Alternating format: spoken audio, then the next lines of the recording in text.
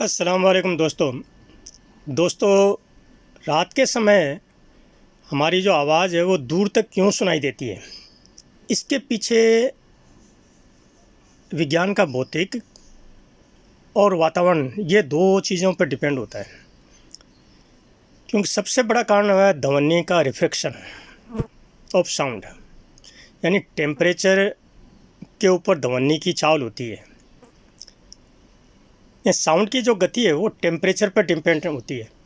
यानी जब गर्म हवा तेज़ी से चलती है और ठंडी हवा धीरे चलती है। दिन में जो है वो हमारे ज़मीन जो है वो गर्म सूर्य की किरणों से गर्म हो जाती है और ऊपर की हवा जो है वो ठंडी रहती है। इसलिए साउंड के जो वेव्स होते हैं वो ऊपर की तरफ मुड़ जाते हैं और वातावरण में बिखर जाती है। परंतु रात के समय ज़मीन ठंडी हो जाती है और ज़मीन ठंडी होने के कारण से ऊपर की हवा जो है वो गर्म हो जाती है, जिसे हम टेम्परेचर इन्वर्जन कहते हैं। इसलिए साउंड वेव्स जो है वो गर्म हवा से तेज़ चलती हैं और ठंडी में धीरे चलती हैं।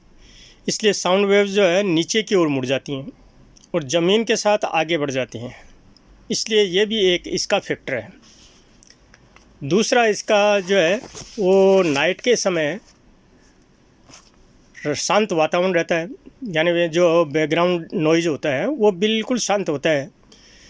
दिन में गाड़ियों की आवाज़, कारखानों की, पक्षियों की, मनुष्य का शोर, ये सब जो है वो ध्वनि के अंदर बाधक बन जाते हैं। इसलिए जो दूर दूर तक जो है वो हम इसकी आवाज़ को नहीं सुन पाते हैं। परंतु रात का वातावरण बिल्कुल शांत होने की वजह से दूर की आवाज़ जो है वो आसानी से सुनाई दे देती है। अगर हम इसका कंक्लूजन निकालें तो रात में ठंडी हवा और शांत वातावरण के कारण साउंड वेव्स जो हैं वो ज़मीन की तरफ झुक करके काफ़ी दूर तक सुनाई देती हैं, जिसको जो है हम आसानी से सुन सकते हैं। तो दोस्तों, ये मेरी जानकारी आपको अच्छी लगी हो तो लाइक, कमेंट, शेयर, फॉलो अवश्य करें। आगे के वीडियो में हम देखेंगे कि हमारी साउंड इको क्यों होती है। जैसे कुएं में या और किसी जगह पर बोलते हैं तो वो इको क्यों होती है, हमारे रूम के अंदर क्यों नहीं होती है, इसके पीछे क्या कारण है भौतिकी। तो थैंक्स फॉर योर